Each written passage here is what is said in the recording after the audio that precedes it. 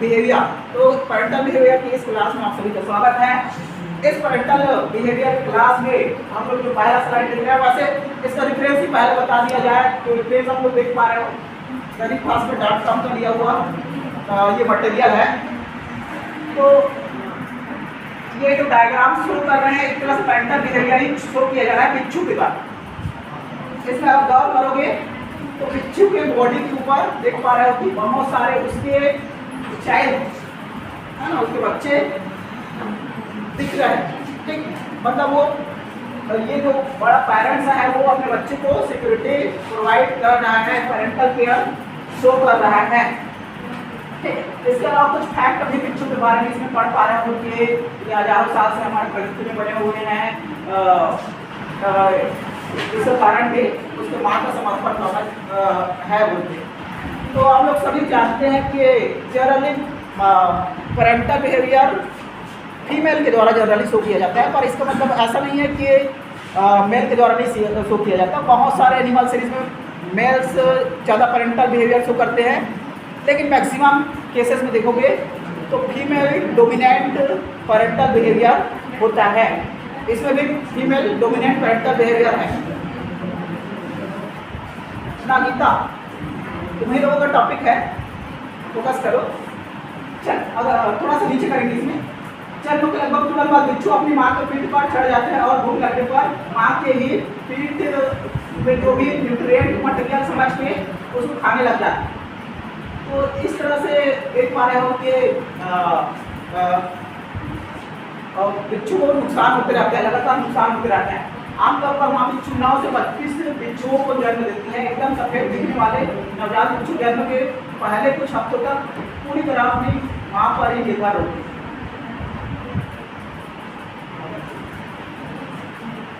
तो माँ जैसे लिखा हुआ है, माँ बिच्छू जो है क्या करते हैं, कुछ भी जनरली नहीं खिलाते हैं, लेकिन वो अपने पीठ पर रखते हैं और जो है पीठ पे रखे जो है उसके जो चाइल्ड है उसकी पीठ से ही न्यूट्रिएशन ले रहे होते हैं, अलग से और उसको कुछ नहीं खिलाया जाता है ना। तो ये लिखा हुआ है जैसे भूख लगने पर शरीर के हिस्सों को ही खा जाते हैं। कुछ समय बाद युवा बिच्छू अपनी दुनिया बनाने के लिए माँ के पेट की सुरक्षा छोड़ देते हैं।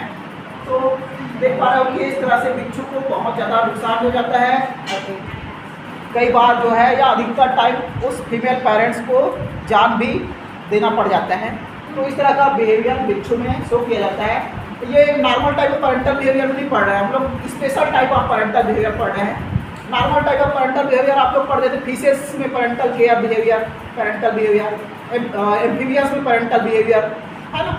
लेकिन इंसेक्ट में भी पेरेंटल बिहेवियर स्पेशल टाइप का पढ़ते हैं है ना। मेरे यूट्यूब चैनल में भी उसको आप लोग जाके देख सकते हैं, थोड़ा सा उसका भी वीडियोस है इंसेक्ट के केस में कैसे पेरेंटल बिहेवियर होता है। तो ये बिच्छू वाला भी इंसेक्ट के केस में पेरेंटल बिहेवियर हो जाएगा। अन्य एनिमल सीरीज में भी पेरेंटल बिहेवियर शो किया जाता है, मैमल्स में भी पेरेंटल बिहेवियर शो किया जाता है, इंक्लूडिंग वुमेन में भी पेरेंटल बिहेवियर शो किया जाता है। तो ये देख पा रहे हो कि मैमल सीरीज के लिए चीते में पेरेंटल बिहेवियर को शो किया जा रहा है, या चीते में जो पेरेंटल बिहेवियर होता है उसके संदर्भ में कुछ फैक्ट आप लोग स्क्रीन पर देख पा रहे हैं, पढ़ पा रहे हैं ना। तो एक चीता, एक मादा चीता 3 माह में 3 से 5 स्वस्थ सालों को जन्म देते हैं है ना। तो ये तो सबको पता है कि 3 से 5 बच्चे लगभग जन्म दिए जाते हैं।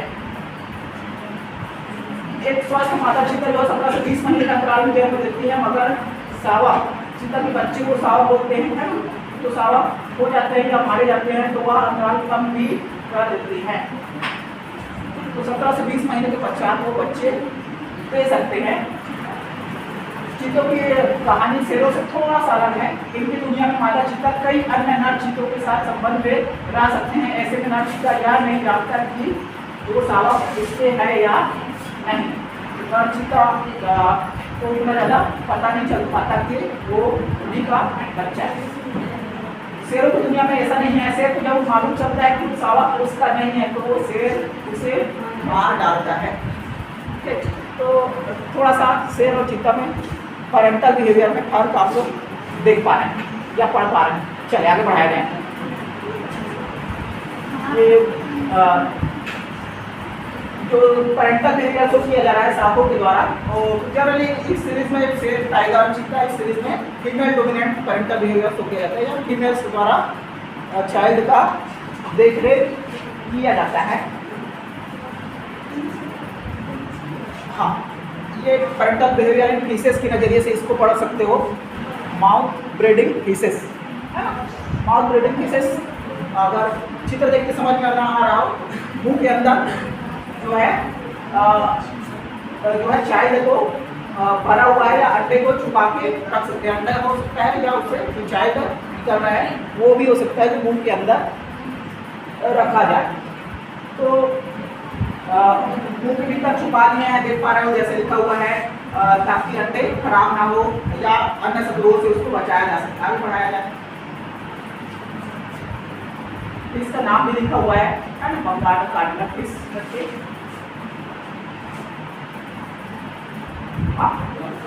थोड़ा सा ऊपर, तो इसमें मेल एंड फीमेल दोनों मिलके पैरेंटल बिहेवियर शो करते हैं, ऐसा बोला जा रहा है। क्योंकि जनरली इस केस में देखोगे तो जो अंडे हैं वो किसके माउथ में जनरली रहेंगे, वो मेल के माउथ में रहते हैं जनरली, है ना।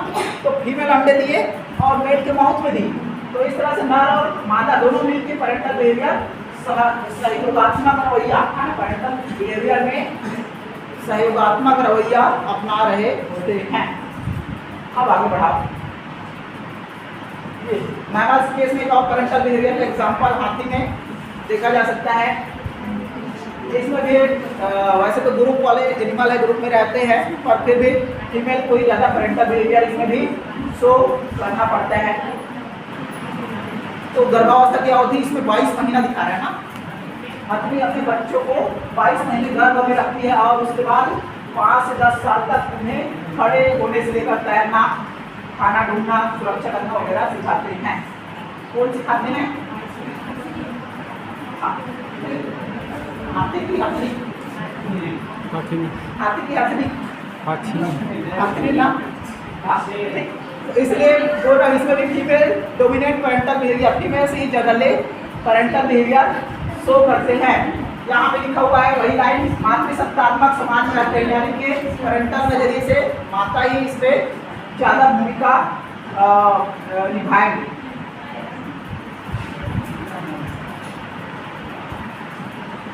चलिए आगे बढ़ा। बहुत सारे फैक्ट है लिखे हुए हैं, इसका जो है PDF आप लोगों को मिल जाएगा। आगे बढ़ाया जाए पोलर बियर के बारे में। डायग्राम पहले दिखाया जाए पोलर बियर का, नीचे डायग्राम। हाँ, ये पोलर बियर है ना, तो सभी ये भी पोलर बियर किस में आएंगे, मैमल सीरीज में पैरेंटल केयर के अंतर्गत आएंगे, वो भी विषम परिस्थितियों में है ना। पोलर मतलब एकदम बर्फीला रीजन में जो बियर है, जो जनरली वाइट कलर का होगा, जिसमें हेयर सेल अत्यधिक मात्रा में होंगे, जिसकी वजह से उस हेयर की वजह से, इसके अलावा फैट सेल भी होंगे, जिसकी वजह से वो आसानी से उस आइसी इन्वायरमेंट में, बर्फीला वातावरण में रह पाए। थोड़ा सा ऊपर किया जाए। हाँ, तो पोलर बियर जो है बर्फीले इलाके में पाए जाते हैं। और प्रेग्नेंट जो बियर है ना, उसको मौसम की मार से बचना भी होता है, तो इसमें फीमेल और मेल दोनों का जो है रोल रहता है।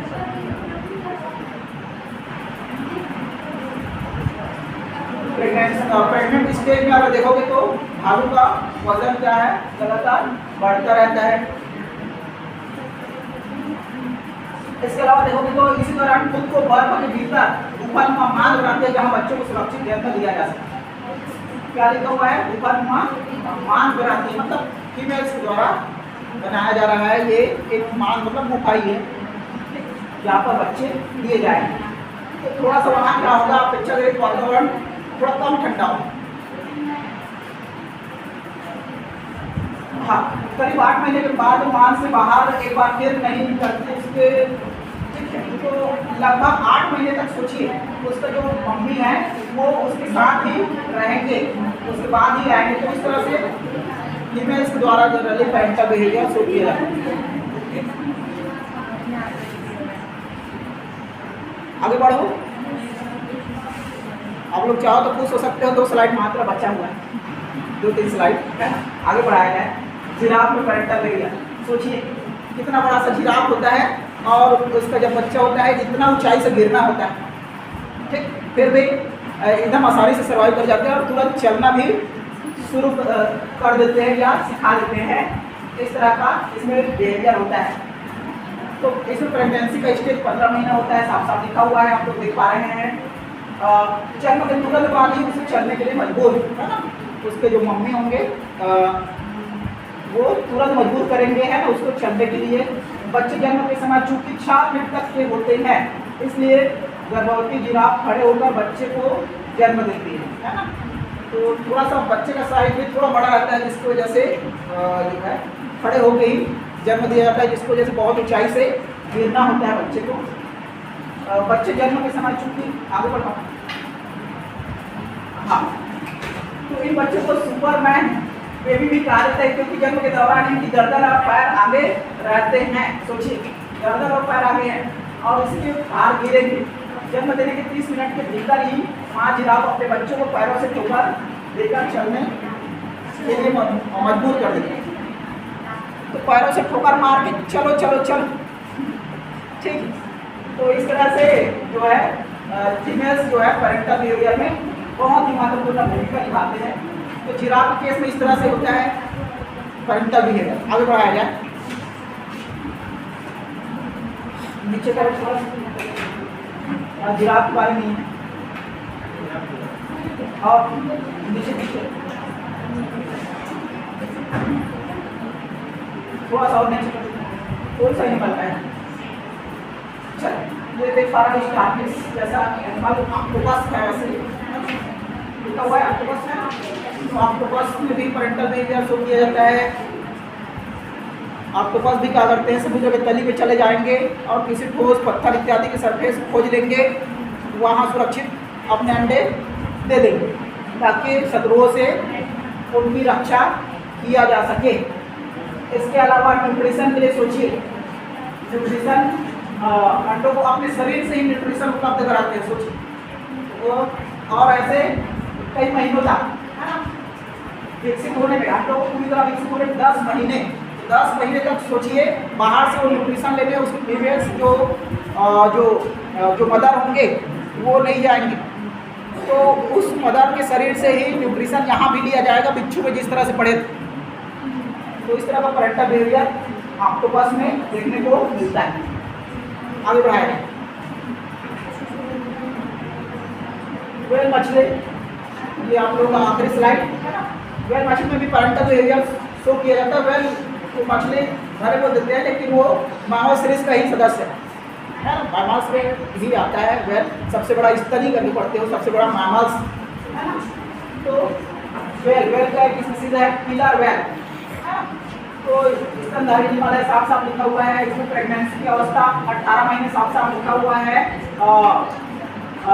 जब प्रेग्नेंट अवस्था में रहते हैं तो एनर्जी स्टोर करना, न्यूट्रिशन स्टोर करना शुरू कर देता है, जिसकी वजह से प्रेग्नेंट फीमेल का साइज 42% उसका वजन 42% तक बढ़ जाता है। आगे बढ़ाओ,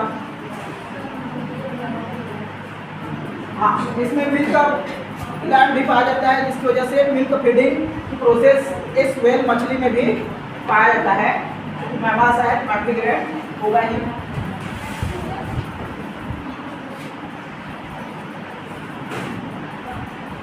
उसको थोड़ा सा बांधना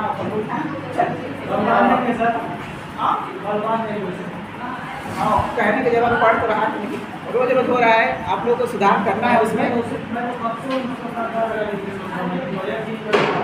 तो आप लोगों ने देखा कि फीमेल्स के द्वारा ऑक्टोपस के बाद ये व्हेल में भी जो है पैरेंटल बिहेवियर शो किया जा रहा है। तो इस व्हेल मछली में कुल मिला के जो है मिल्क फीडिंग करा के और अन्य सिक्योरिटी प्रोवाइड करके जो है पैरेंटल बिहेवियर शो किया जा रहा है।